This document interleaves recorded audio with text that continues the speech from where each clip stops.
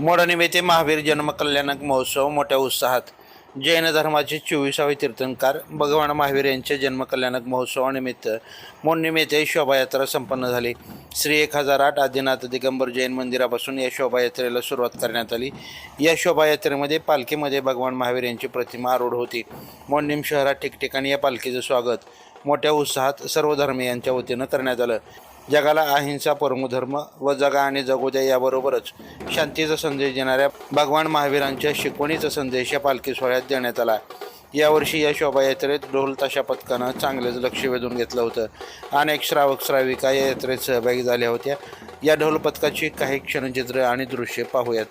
ताज्या अपडेट्ससाठी live Maharashtra zone न्यूजच्या यूट्यूब चॅनलला सबस्क्राईब करा, तसेच बेल आयकॉनवरती क्लिक करा।